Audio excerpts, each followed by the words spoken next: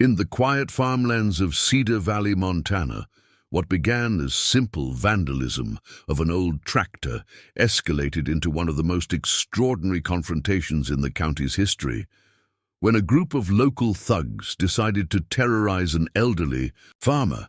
They had no idea they were targeting James "Hawkeye" Harrison, a legendary Black Ops sniper with over 15 years of classified missions behind enemy lines. What followed would transform not just one farm, but an entire rural community's fight against a growing criminal empire. The autumn wind whistled through the cornfields as James Harrison guided his weathered John Deere tractor along the fence line of his 200-acre farm.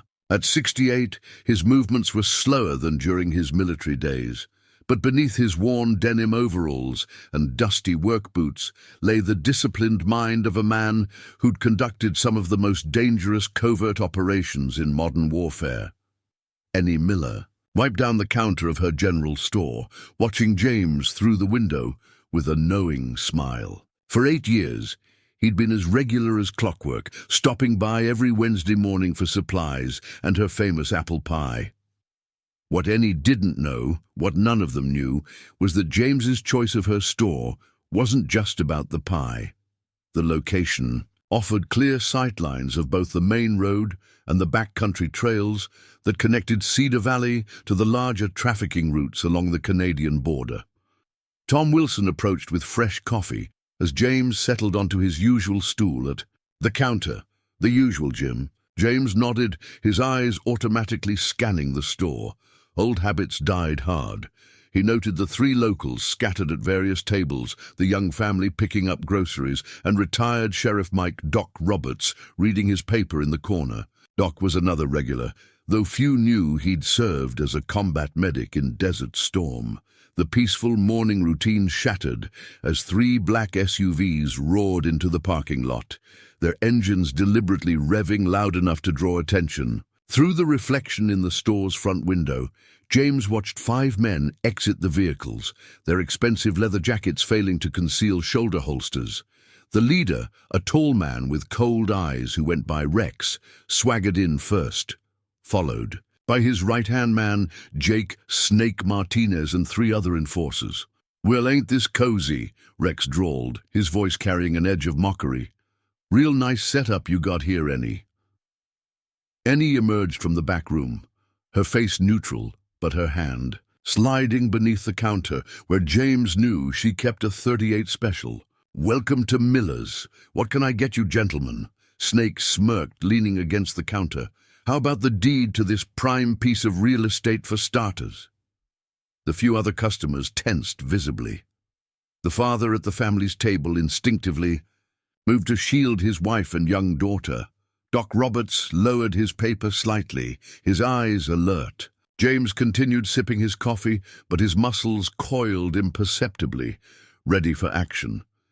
He'd seen this pattern before, both in war zones and after. Criminal organizations moving into new territory, always starting with intimidation before revealing their true operations. And his voice remained steady. "This store's been in my family for 3 generations. It's not for sale." "Everything's for sale," Rex replied, his tone darkening. "Cedar Valley's changing. Progress is coming. Smart business owners understand that. Those who don't," he gestured vaguely, "well, accidents happen.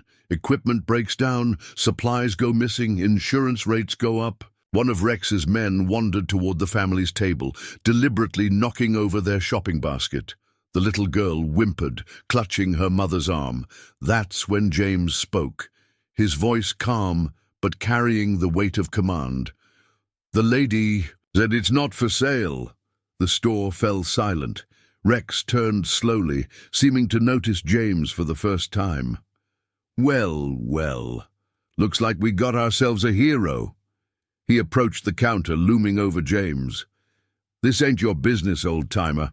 James finally looked up from his coffee, meeting Rex's gaze. His eyes were steady, showing neither fear nor aggression. "You're making it my business." "That right?" Rex leaned closer. "And just who do you think you are?" "Just a farmer trying." To enjoy his coffee. James's voice remained level. But I've got a pretty good idea who you are. Moving up from Idaho, trying to establish new territory. You start with intimidation at local businesses, then move on to protection rackets, then drugs, using the remote farms as distribution points. Rex's eyes narrowed. You seem to know a lot about it. I know enough to tell you you're making a mistake. Snake moved toward James, his hand drifting toward his jacket. Only mistake being made is by you, Gramps. James didn't move, didn't even tense up. He simply took another sip of his coffee. Two choices, gentlemen. You can walk out that door, get in your fancy SUVs, and find somewhere else to cause trouble. Or you can try whatever you're thinking about trying, and we'll see how that works out for everyone. Something in James's tone, the absolute certainty in his voice, made Snake hesitate. Rex studied James more carefully now, noting the military bearing in his posture, the deliberate way he controlled his space. You're making a mistake, Rex said, though his voice carried a hint of uncertainty. No, James corrected him quietly. I'm preventing one. The standoff stretched for several long seconds before Rex jerked his head toward the door. Come on, boys. We'll finish this conversation another time. As they left, Rex pointed two fingers at his eyes, then at the store, a clear signal they'd be watching. Once the roar of engines faded, the tension in the store broke. The father approached James. Thank you, sir. I don't know what would have happened if James cut him off gently. Nothing was going to happen to your family, not here. He turned to Ennie. But you might want to call the current sheriff. Let him know we've got unwelcome visitors moving. Into the valley, Ennie nodded, already reaching for the phone. They'll be back, won't they? Yes, James said, returning to his coffee. With more of them next time. Tom brought him a fresh cup, hands still shaking slightly. What are we going to do? James looked up at him, his expression softening. We're going to show them that they picked the wrong valley, the wrong community, and definitely the wrong veteran to mess with. Dawn broke over Cedar Valley, painting the sky in shades of crimson and gold.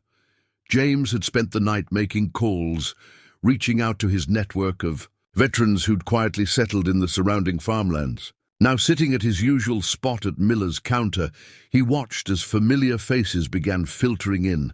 Ennie worked the morning shift herself, pouring coffee for the growing crowd of farmers and ranchers. Never seen it this busy this early, Tom remarked, tying on his apron as he started his shift. James nodded, scanning the room. Steve Big Bear Johnson, a former Army Ranger turned cattle rancher, sat nearby nursing his coffee. 3 tables over, Doc Roberts was deep in conversation with 2 other farmers. None of them were here by accident. Friends of yours? Ennie asked quietly as she refilled James's cup. Let's just say we share some common interests, James replied, particularly in keeping places like this safe. The bell above the door chimed as Sheriff David Cooper walked in. He was still in his early 30s, but the job had added years to his face. He made his way directly to James, settling onto the adjacent stool.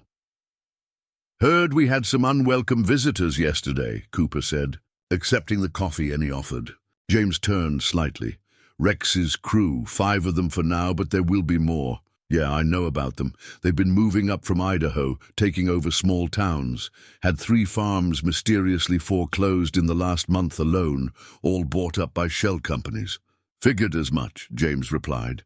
Their vehicle registrations include some cartel markers I recognized from my time in South America. Cooper's eyebrows raised slightly. Black Ops? All this time I thought you were just another retired farmer. James allowed himself a small smile. Still am, but before that I spent some time with Joint Special Operations Command. Saw groups like Rex's turn quiet farming communities into war zones. And now they're here. Cooper sighed. I've got 4 deputies total, James. If they come in force, they will, James interrupted, but they won't expect what's waiting for them. The conversation halted as the rumble of engines filled the parking lot. Not just 3 SUVs this time. 6 vehicles pulled in, their black paint gleaming in the morning sun. Rex led the convoy, with Snake close behind. The other 4 vehicles carried new faces James didn't recognize. Inside the store, the atmosphere shifted. The regular customers tensed, but the farmers James had called in remained notably calm. Big Bear casually adjusted his position, giving himself a clear line to the door. Doc Roberts stretched, his movements deliberate as he created space around his table. The men entered as a group, their boots heavy on the wooden floor. Rex's eyes narrowed as he took in the crowd, obviously not expecting so many people this early. "Well, look who's still here," Rex sneered, spotting James. His confidence wavered slightly as he noticed Sheriff Cooper, but he pressed on. "Brought some friends this time. Thought we should continue our conversation about the new management situation." James turned slowly on his stool, his movements unhurried. "Nothing's changed since yesterday.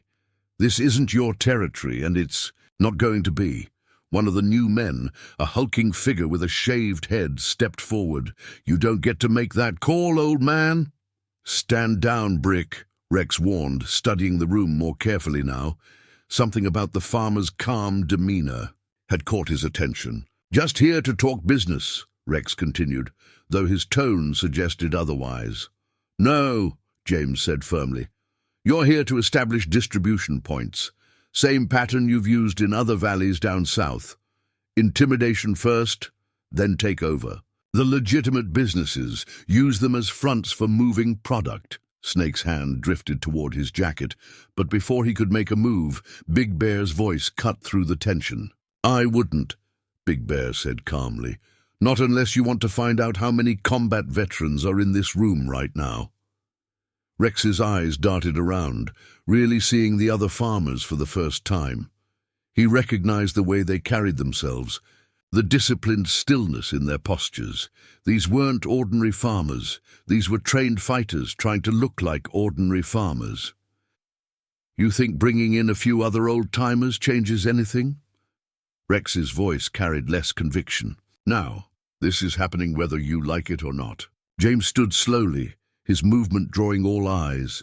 "Let me be very clear. I know your operation. I know your supply lines. I spent 15 years tracking and shutting down organizations like yours. You're not the first to try this, and you won't be the last. But right here, right now, you've got a choice." "That right?" Rex's hand twitched near his jacket. "And what choice is that? Leave. Find somewhere else to peddle your drugs. Because if you push this, if you really want to make Cedar Valley your battleground, you're not just taking on me or these people in here. You're taking on an entire community of veterans who've spent their lives dealing with threats bigger than you." The store had fallen completely silent. Even the regular customers seemed to hold their breath, watching the standoff unfold. Sheriff Cooper remained seated but alert, his hand casually resting near his holster. Brick took another step forward, but Rex grabbed his arm. Something in James's words, or maybe in the steady gazes of the farmers around the room, had given him pause. "This is your territory, huh?" Rex's voice dripped with sarcasm, but there was uncertainty beneath it.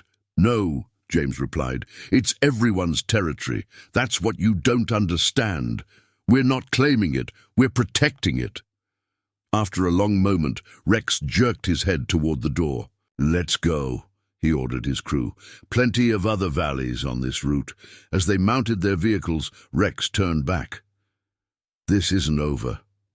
"Yes," James said quietly. "It is. You just don't know it yet." The afternoon sun beat down on Cedar Valley. As James sat with Sheriff Cooper and a growing group of local farmers in the back room of Miller's store, Ennie had closed off this section, giving them privacy to plan. Big Bear spread out a map of the local area on the table, marking known sightings of Rex's crew with red pins. "They've hit every major farming community from Boise up through the Bitterroot Valley," Big Bear explained, his thick finger tracing the pattern. "Always the same method: intimidation, then take over, then the drugs start flowing, using the..." Remote locations to their advantage. Doc Roberts leaned forward, his reading glasses perched on his nose. According to my contacts, they've got at least 25 men, maybe more coming. They're not just some random thugs. They're organized, well-funded. James nodded, studying the map. They use the farms as distribution hubs. Corrupt truckers. Pick up shipments, move them across state lines. The isolated locations provide cover and legitimate business fronts. And we're right in the middle of their planned expansion, Sheriff Cooper added, pointing to their location. Perfect spot to control distribution along 3 major routes into Canada. Tom approached with fresh coffee, his steps hesitant. Sorry to interrupt, but there's something you should know. He glanced nervously over his shoulder. 2 black SUVs have been circling the property for the past hour. They're not Rex's usual vehicles, no markings, but they're definitely watching the place. James exchanged looks with Cooper. Scouts, they said simultaneously. They're studying our patterns, James continued, trying to figure out our weaknesses when we're most vulnerable. Big Bear cracked his knuckles. Let's go show them what we think about spies? No, James said firmly. Let them watch. Let them think they're getting good intelligence. Frank Martinez, a local mechanic and former Army Corps of Engineers, approached the table. Maybe I can help with that. He spread out some technical diagrams. Been thinking about how to control access to the valley. Got some ideas about camera placement, motion sensors. Make it look normal, but give us every advantage. James gestured for him to join them. We're interested in everything right now. As they talked, more people began drifting over. A retired math teacher who'd served in military intelligence, a young waitress whose brother was currently deployed overseas, a local veterinarian who'd been in the National Guard. Each brought something to the table: information, skills, resources. Annie watched from behind the counter, amazed at how quickly her quiet store had transformed into what looked like a military command center. She caught James's eye and nodded, determination replacing her earlier fear. The radio at Cooper's hip crackled. Sheriff, got a situation at Thompson's ranch. Some men making threats, saying the bank's foreclosing. They're testing responses, James said quietly, seeing how thin they could stretch law enforcement. Cooper stood, checking his weapon. I've got to handle this. Keep me updated. After he left, Doc Roberts lowered his voice. Got word from a friend in the Boise PD. Rex's crew has been buying off local officials, building protection before they move in. Not surprising, James replied. Classic insurgency tactics, corrupt the infrastructure before taking territory. Frank Martinez returned with more diagrams. Look at this. We can set up cameras here, here, and here. Coverage looks casual, but gives us sightlines on every approach. I've got some equipment from my security business we can use. Tom rushed in from taking out trash. Those scouts are back, but different ones this time. They're photographing buildings, writing down lot numbers. Good, James said, surprising everyone. Let them think they're gaining intelligence. Everything they see is what we want them to see. The afternoon wore on as plans were made and roles assigned. James kept one eye on the window, watching the scouts make their passes. Around sunset, Big Bear's voice came through the radio they'd set up. Got movement on the South Road. Looks like Rex and about 8 vehicles with him. James stood calmly. Everybody remember what we discussed. No one acts alone. No one takes unnecessary risks. The vehicles roared into the lot, their increased numbers a clear attempt at intimidation. This time, they didn't all come inside. Rex entered with just Snake and Brick, leaving the rest to circle the building menacingly in their SUVs. Nice little war council you got going here, Rex called out, eyeing the gathered group. Planning something special for us? James stepped forward, positioning himself between the men and the others. Just having coffee with friends. You should try it sometime. Having friends. Found out some interesting things about this place. Rex continued, ignoring the jab. Seems like business has been struggling lately. Tax problems, health code issues, insurance rates going up." He smiled coldly. "Amazing how many problems a business can have when the wrong people get involved." Annie stepped forward, her voice steady. "Is that a threat?" "Just an observation," Rex replied. "But things could get easier. Right people get involved. Problems have a way of disappearing." "Like they disappeared at Wilson's ranch?" James asked. "Or Miller's place in Idaho? Both foreclosed, after your crew offered to make their problems go away." Rex's eyes narrowed. "You've been doing your homework." "So have we," Brick added, pulling out his phone. "Nice farm you got, old man. Remote location, lots of storage buildings. Perfect for certain business opportunities. Be a shame if something happened to all that expensive equipment." The temperature in the room seemed to drop. James took a step forward, his voice deadly quiet. "Threatening my property. That's a line you don't want to cross." "We cross whatever lines we choose," Rex replied coldly. "You have 24 hours to reconsider your position. After that—" He smiled again, but it didn't reach his eyes. "Well, let's just say problems have a way of multiplying." After they roared away, Frank approached James. "They're not just watching the store anymore. Got reports of SUVs following people home, taking pictures. They're identifying targets." "Good," James said, surprising him. "Let them think they're in control. Every threat, every picture, every act of intimidation, it's all evidence we can use." "Evidence of what?" Tom asked. James's expression hardened. "Of just how far they're willing to go. And when this is over, it won't just be about protecting one valley. We're going to expose their entire operation." Outside, more engines could be heard in the distance, circling, watching.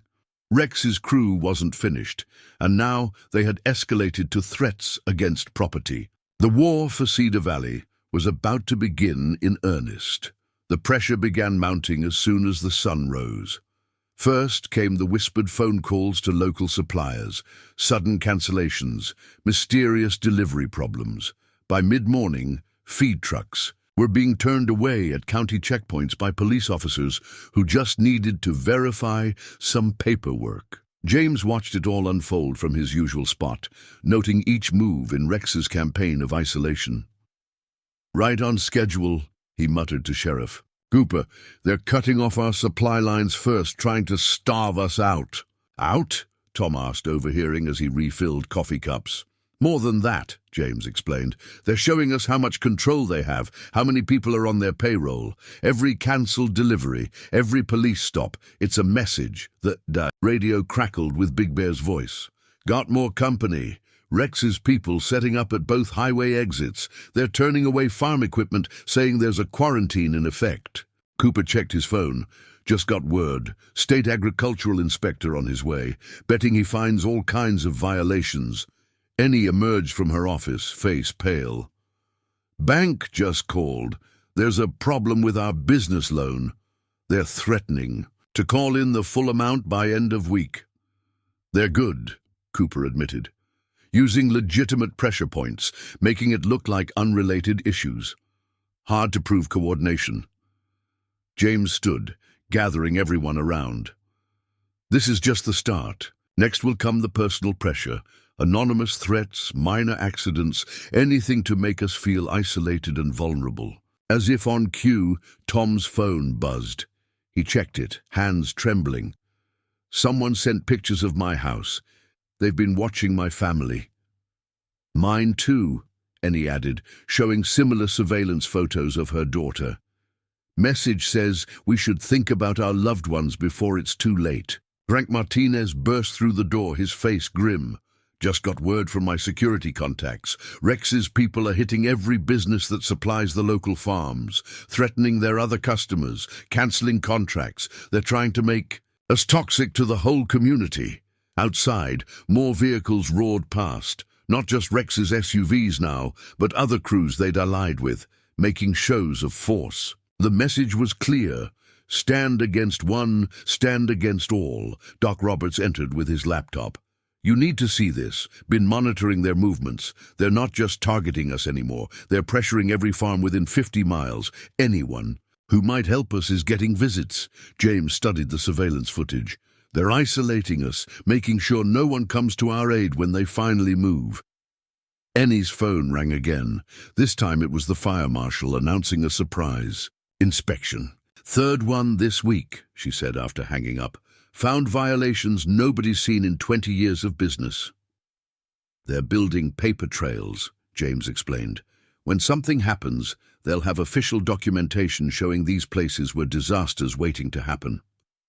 Sheriff Cooper's radio crackled with reports of Rex's crews gathering at every farm within 50 miles. The organization was making sure everyone knew the price of supporting Cedar Valley. Frank Martinez approached with more security footage. "Got something interesting. See these guys here?" He pointed to men in suits meeting with Rex's crew. "Not thugs. Way they move, way they carry themselves. Professionals. Someone's bankrolling this operation." James nodded grimly. "Drug money. Rex's crew is just the muscle. Real power's higher up." Tom returned from his break looking shaken. "Just saw 3 SUVs following the Anderson family. They eat here regular. They're not even trying to hide it anymore. Because they want us to." "See," James said, "want us to know nowhere's safe, no one's untouchable." Annie gathered her staff, their faces showing the strain. Maybe we should just sell. They made an offer this morning, more than fair price." "That's what they want," James replied. "Buy the legitimate businesses, use them as fronts." Classic. Money laundering setup. "But they're hurting innocent people," Tom protested. "My family's scared to leave the house." James's expression hardened. "I know, and we're going to stop them. But first, we need them to commit fully. Every threat, every act of intimidation, it's all evidence. We're not just fighting for one community anymore. We're building a case that'll take down their entire operation."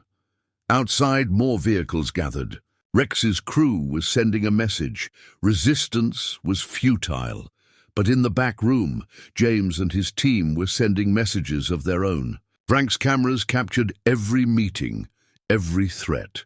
Doc Roberts's contacts tracked money movements. Sheriff Cooper quietly built files on corrupt officials. The pressure continued mounting as evening approached. Health inspectors found more. Violations, insurance rates mysteriously tripled. Suppliers cancelled contracts. But with each new pressure point, each new threat, Rex's crew revealed more of their operation. "You see what they're doing, don't you?" James asked Cooper as they watched another group of SUVs circle the property. "They think they're breaking us down, but they're really just showing us their whole network, every corrupt official, every laundered dollar, every distribution route. They're exposing it all." "Question is," Cooper replied, "how long can we hold out? How many people get hurt before we have enough evidence?" James's phone buzzed with another threat, this one including photos of Annie's daughter at college. "We hold out as long as it takes, because when we move, we're not just shutting down a gang, we're taking apart an entire criminal enterprise." As night fell, the vehicles continued their intimidation patrols. But in the store's back room, evidence mounted, files grew thicker, and a plan took shape. Rex's crew thought they were watching Cedar Valley. They didn't realize Cedar Valley was watching them right back. The first attack came just before midnight as a convoy of black SUVs roared onto James's property, their headlights cutting through the darkness. Security cameras tracked their approach as James and his team watched from inside the renovated barn. "Here we go," James said quietly, noting how the vehicles positioned themselves strategically around the property. First wave. Rex wasn't among them. He was still dealing with legal issues from a previous incident. But Snake led the group, joined by Brick and several new faces James didn't recognize. They dismounted as one, pulling out crowbars, bats, and other weapons. "Time to finish what we started," Snake called out, his voice carrying across the quiet farmland. "No more warnings, no more talks." Inside the barn, Annie clutched her baseball bat while Tom stayed behind a reinforced workbench, phone recording everything. Big Bear and Doc Roberts flanked the main entrance while other veterans maintained defensive positions throughout the building. "Remember," James told everyone, "let them make the first move. Everything has to be clearly self-defense." The sound of breaking glass shattered the tension as bricks came through the windows. More men appeared from the darkness, bringing the total to around 15. They began systematically attacking the farm equipment, breaking windows and spray-painting threats on the walls. "Hold positions," James ordered as some of the veterans moved to respond. "Not yet," Sheriff Cooper's voice crackled over the radio. "In position. State police are 2 minutes out." Snake, growing frustrated by the lack of response, kicked in the side door. "What's wrong, hero? Not so tough without your cop friends around?" James stepped forward, his voice carrying easily across the space. "Last warning. Leave now or this ends badly for all of you." Several men rushed forward, led by Brick. They made it 3 steps into the barn before the trap was sprung. Hidden lights suddenly blazed from concealed positions, temporarily blinding the attackers. The veterans moved with military precision, neutralizing threats before they could react. Big Bear caught Brick with a perfect tackle, driving him into the floor. Doc Roberts and 2 others handled his immediate backup. The remaining attackers found themselves facing an organized defense they hadn't expected. Outside, police sirens wailed as state troopers moved in, blocking escape routes that had been carefully pre-planned. Rex's men, caught between the defenders, inside and law enforcement outside, quickly discovered they'd walked into an elaborate trap. "Drop your weapons," Cooper's voice boomed through a megaphone. "The property is surrounded." Some tried to run, only to find their vehicles mysteriously disabled. Frank's contribution to the plan. Others surrendered immediately, realizing they were hopelessly outmatched. "You don't know what you've started," Brick spat, pinned under Big Bear's knee. "Actually, we do," James replied, holding up a phone that had been recording everything. Every threat, every act of vandalism, all caught on multiple cameras. He paused, and that's just the beginning. Frank Martinez approached with his laptop, showing James something on the screen. "Got their whole approach on thermal imaging. Shows they planted something by the equipment shed before the attack." Sheriff Cooper examined the area, discovering hidden explosives. This wasn't just vandalism, this was attempted terrorism. "Exactly," James said. "They wanted to make it look like an accident. Insurance investigator finds safety violations, fire marshal documents code problems, then suddenly there's a tragic explosion." As state police processed the scene, Doc Roberts made an interesting discovery. "These aren't just gang patches," he said, examining a captured jacket. "See these markings? They match cartel identifiers we use to track in military intelligence." James studied the jacket. "They're not just working with cartels, they're owned by them. Rex's crew is just the public face of a much larger organization." Tom, still recording everything, pointed out something on his phone. "Look at their vehicles, different registrations, different states. This wasn't just local guys." "No," James agreed. "This was sanctioned by their leadership, which means everything leads back to the top. We're not just dealing with a gang anymore," Cooper finished, and he surveyed the damage to the barn, broken glass crunching under her feet. "Was it worth it? All this destruction?" James nodded, watching as more police units arrived. "Every piece of evidence we gathered tonight connects them to organized crime. Those explosives, they're military grade. Someone's supplying them with serious hardware." "That's not even the best part," Frank added, showing more security footage. "Got clear shots of everyone involved, including 3 guys who are supposed to be in jail. Someone's arranging releases, falsifying records. Corruption at the judicial level," Cooper mused. "This goes higher than we thought." As the last of the arrested men were loaded into transport vehicles, James gathered his core. Team. Tonight was just the beginning. They had to show force, had to respond to our resistance. But in doing so, they exposed themselves, showed their true nature, their real capabilities, Doc Roberts finished, and their real weaknesses, James added. They're used to dealing with scared civilians, not organized resistance. When faced with actual opposition, they made mistakes, got sloppy. Outside, more police units arrived as word spread about the attempted bombing. What had started as simple intimidation was now a major criminal investigation. Rex's crew had shown their hand, but in doing so they'd given James and his team exactly what they needed. "What happens next?" Tom asked, still shaken but determined. "Now, we go after their entire operation," James replied. "Every corrupt official, every drug route, every money laundering scheme." They thought they could intimidate a small farming community. Instead, they just started a war they can't win. The night grew quiet as the scene was processed, evidence collected, arrests documented, but everyone knew this was just the first battle in a much larger conflict. Rex's crew would respond with everything they had, but this time, Cedar Valley would be ready. Dawn broke over Cedar Valley, revealing the full extent of last night's damage. Vandalized equipment and spray-painted threats stood as stark reminders of Rex's crew's attack. Inside the barn, James sat with Sheriff Cooper and Doc Roberts, reviewing surveillance footage from the confrontation.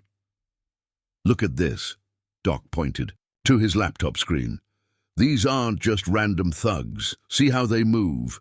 Military training, maybe private security background. Someone's recruiting professionals."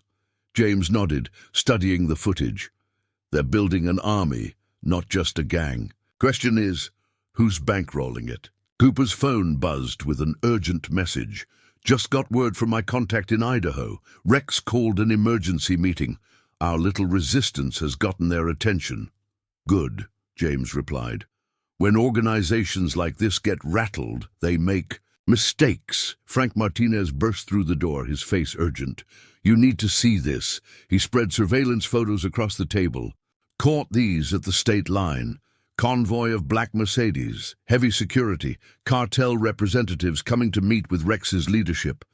The photos showed expensive vehicles with tinted windows surrounded by escort vehicles. "They're not even trying to hide anymore," Cooper observed. "They're showing force." Tom approached with fresh coffee, his hands steadier than the night before. "Some of the arrested men are talking. Brick's been asking to make a deal." "Not surprising," James said. He saw how organized we were, realized they're not dealing with scared farmers anymore. Ennie emerged from the office holding more paperwork. "Just got calls from 3 other farms. Rex's crew tried the same thing with them last night, but this time the owners fought back. They're organizing their own defense. We're not just fighting for ourselves anymore," James explained. "We're showing others they can resist too." The radio crackled with Big Bear's voice. "Got movement on the South Road. Looks like they're setting up observation posts." Through the windows, they could see vehicles positioned at strategic points around the valley. Rex's crew was watching, planning their next move, but this time they weren't the only ones gathering. "Intelligence found something interesting in the financial records," Doc Campbell said, pulling up more data. "Those protection payments they collect, they're being laundered through legitimate businesses, then moved offshore. Classic cartel operation." Parker studied the data. "This is bigger than we thought. They're not just running drugs. They're building an infrastructure, taking over transport routes, corrupting officials, establishing legitimate fronts." "And now we've disrupted their plans," James added, "shown others they can fight back. That makes us a serious threat." Linda's phone rang, another bank calling about loan problems, but this time she smiled as she hung up. "They're getting sloppy. Bank manager just admitted someone pressured him to call in our loans. Gave me names, dates, everything. They're used to people being too scared to fight back," James explained. "When faced with real resistance, their whole system starts breaking down." Outside, more vehicles arrived, circling the farm, but they kept their distance now after last night's defeat. Inside, James's team continued gathering intelligence, building their case. "Got word from my military contacts," Doc said quietly. These cartel representatives, they're not just here about us. They're planning something bigger, major drug shipment coming through, using the chaos they create here as cover. James's expression hardened. How big? Biggest one yet. They're calling in crews from 3 states to provide security, planning to use our resistance as justification for bringing in heavy force. Perfect, James said, surprising everyone. Let them bring everything they have, every member, every resource, every corrupt official. Makes it easier to take down their entire operation at once. Carl's surveillance system picked up more movement, vehicles gathering at every entrance.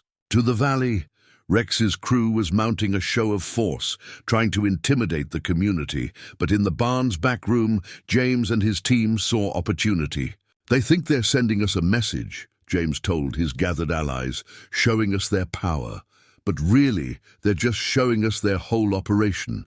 Every member they bring in, every dollar they spend, every official they pressure, it's all evidence. Jenny, who'd been quiet most of the morning, spoke up. Some of the regular customers are scared to come by, saying we should just give up, let them have what they want. That's what they're counting on, James replied. Fear has always been their best weapon. But now people are seeing something. Seeing that resistance is possible, Sheriff Cooper's radio buzzed with updates. Rex's men were being spotted across the state, all heading towards Cedar Valley. The organization was gathering its forces for a major response. Let them come, James said, watching the surveillance feeds. Everything they do to try to break us just makes our case stronger. They're not just fighting one farm anymore, they're fighting a community that's done being afraid. Not surprising, James said. He saw how organized we were, realized they're not dealing with scared farmers anymore. Annie emerged from the office holding more paperwork. Just got calls from 3 other farms. Rex's crew tried the same thing. With them last night, but this time the owners fought back. They're organizing their own defense. We're not just fighting for ourselves anymore, James explained. We're showing others they can resist too. The radio crackled with Big Bear's voice. Got movement on the South Road. Looks like they're setting up observation posts.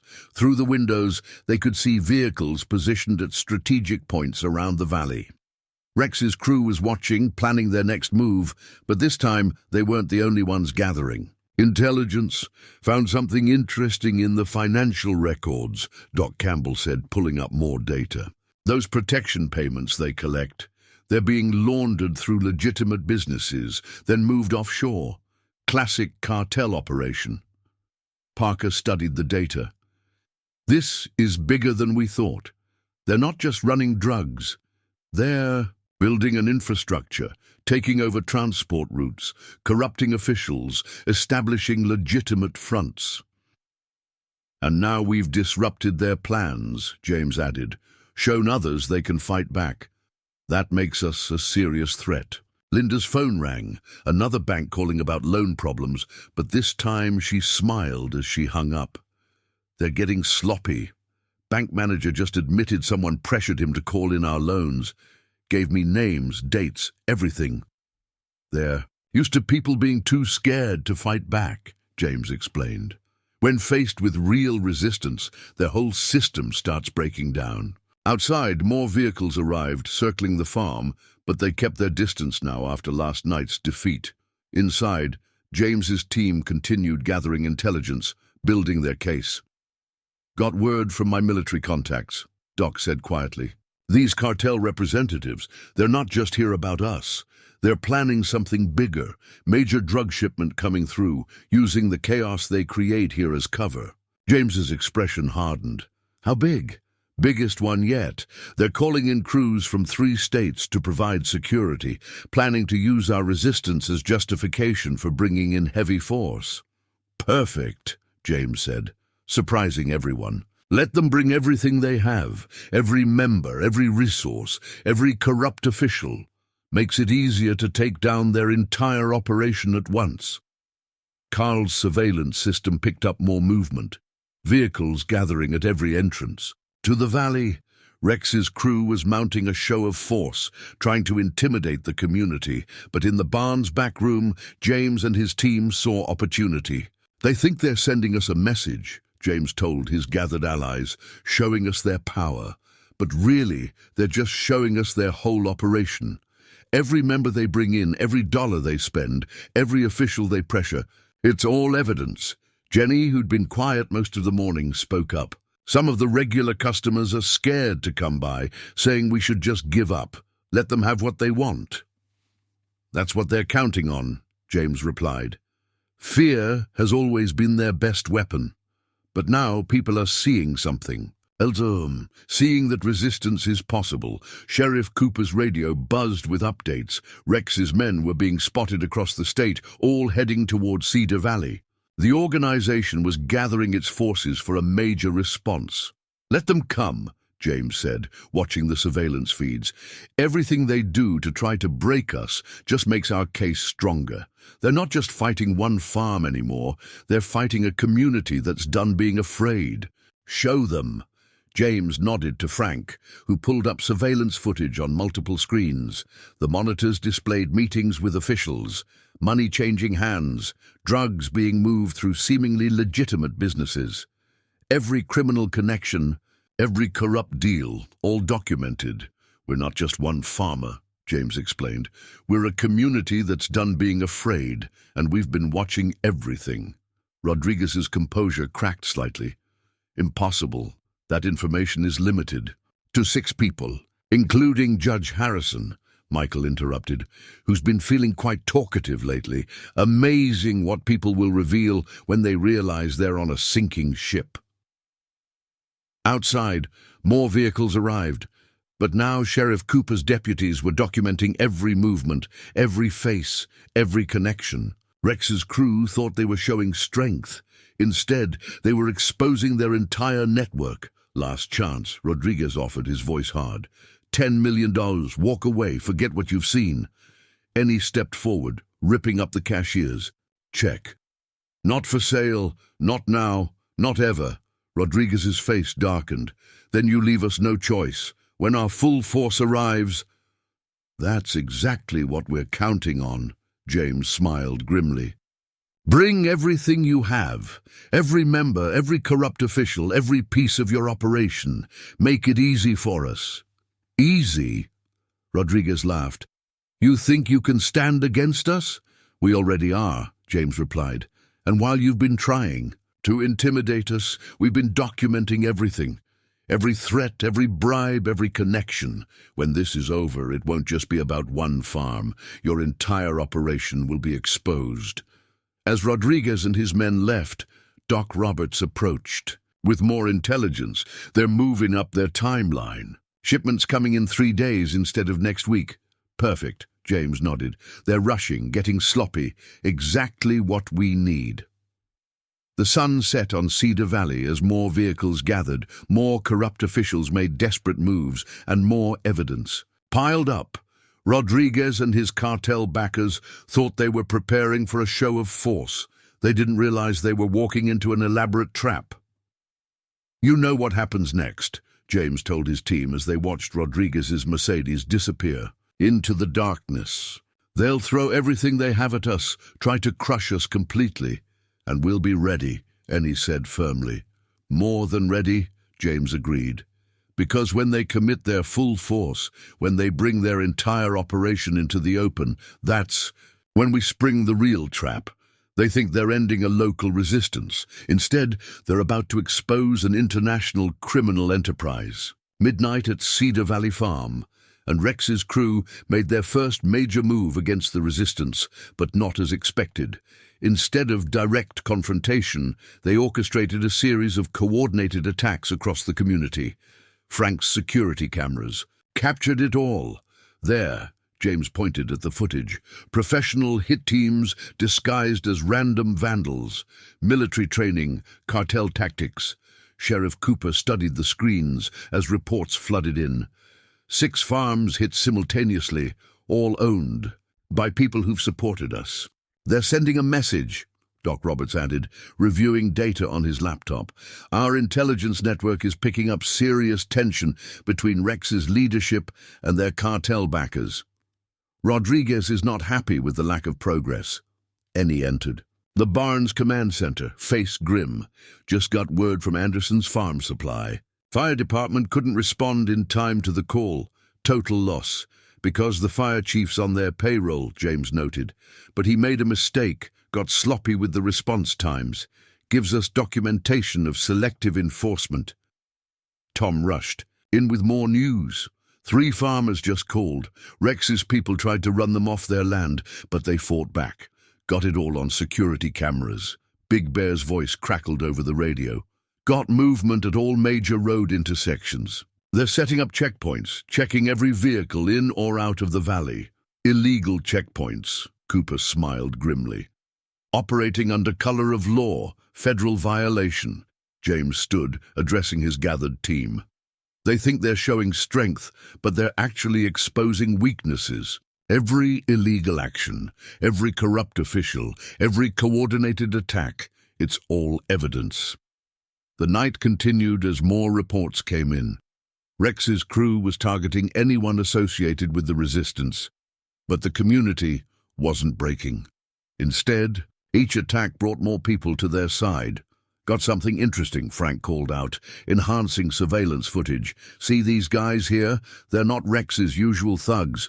Professional contractors, probably ex-military, cartels bringing in serious muscle. Doc Roberts nodded. Makes sense.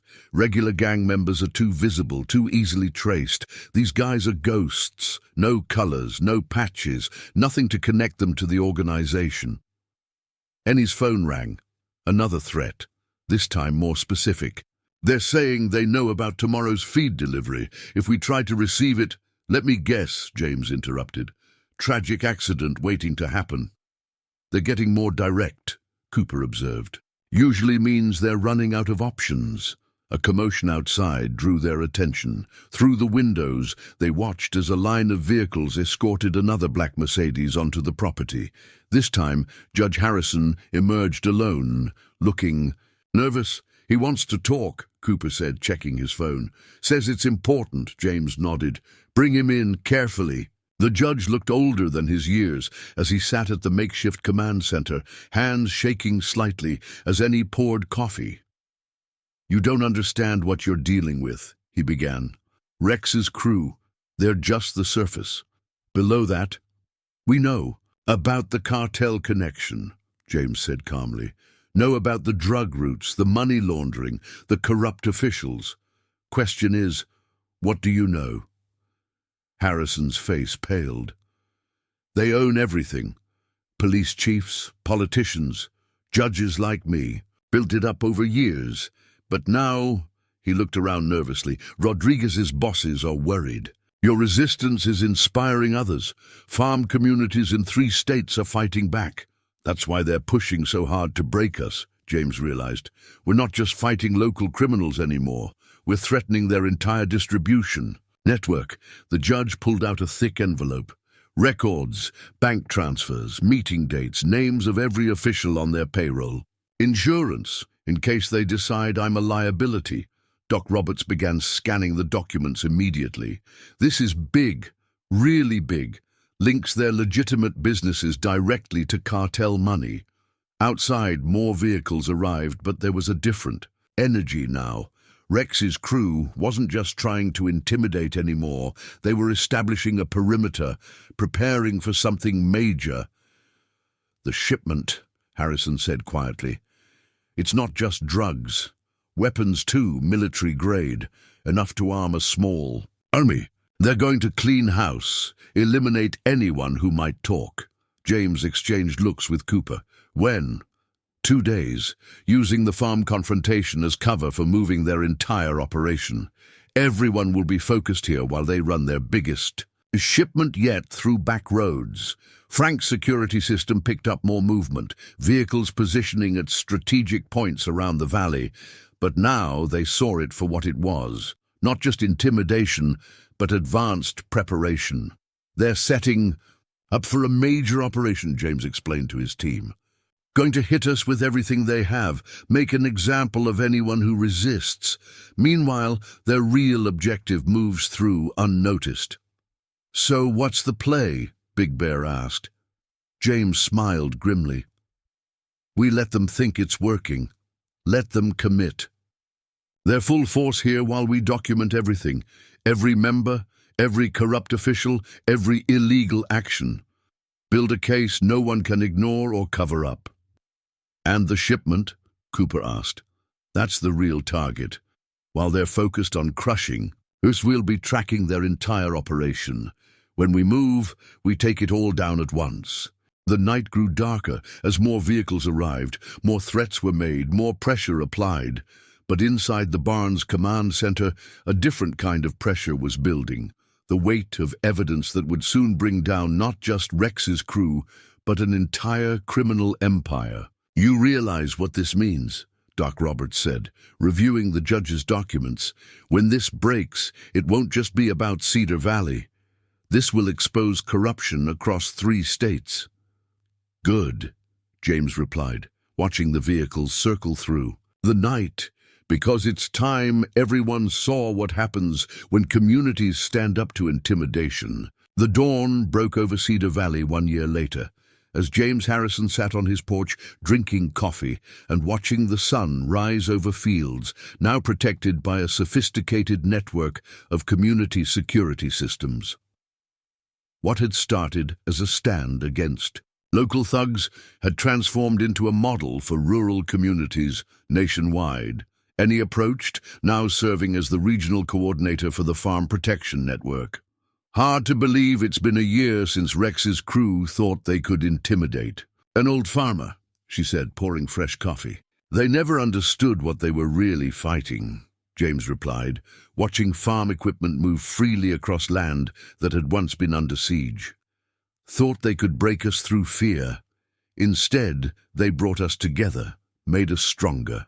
The final confrontation had led to the largest rural crime bust in history, over 200 arrests across 3 states, including dozens of corrupt officials. Rodriguez and his cartel operation were dismantled, their entire network exposed. Rex and his crew became a cautionary tale in criminal circles, a lesson in underestimating their targets.